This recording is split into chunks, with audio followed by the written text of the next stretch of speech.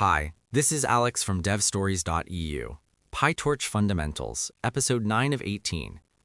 Every neural network in PyTorch, from a basic image classifier to a massive language model, shares the exact same underlying blueprint. If you do not understand how this blueprint organizes data and logic, you will end up fighting the framework at every step. Designing networks with nn.Module is how you master this structure. The nn.Module is the base class for all neural network components in PyTorch. It acts as a universal container. When you build a custom model, you create a class that inherits from nn.Module.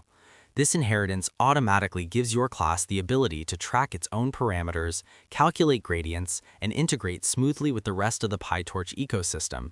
It also allows for nested architectures.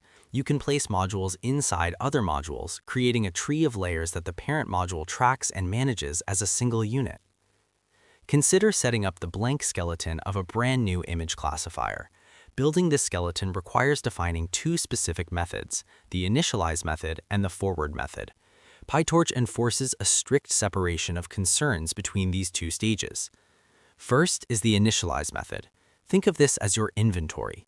When the class is instantiated, this method runs exactly once. You use it to declare all the individual layers and mathematical operations your model will eventually need. You are not processing any actual data here. You are simply taking structural components off the shelf, configuring their input and output shapes, and saving them as internal variables within your class. Next is the forward method. This is your active assembly line. The forward method takes an input tensor and dictates exactly how it travels through the inventory you just declared. You write the sequence of operations step by step. You take the input image tensor, pass it to a flattening operation, feed that result into a series of dense layers, and finally return the output predictions. Every custom model must define this forward method to establish the data flow. This brings up a common trap.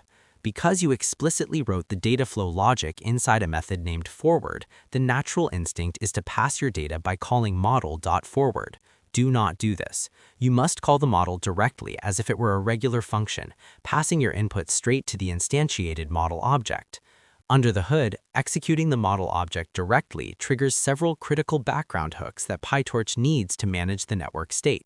Calling the forward method directly bypasses these hooks and will cause unexpected behavior during your training loop. Once your class is defined and you have created a model object, you have a working network. However, by default, PyTorch creates this object and all of its internal weights in your system's CPU memory. To train at realistic speeds, you need to ship this architecture to an accelerator. You accomplish this by checking if a CUDA GPU or specialized silicon like Apple's MPS is available and assigning that hardware target to a device variable. Then you call the to method on your model, passing in that device variable. This single command immediately moves all the initialized model parameters out of standard memory and into the high-speed memory of your hardware accelerator. The defining trait of nn.Module is how it forces a clean architectural boundary between the static components your model owns in memory and the dynamic path your data takes to get processed. Thanks for listening. Take care, everyone.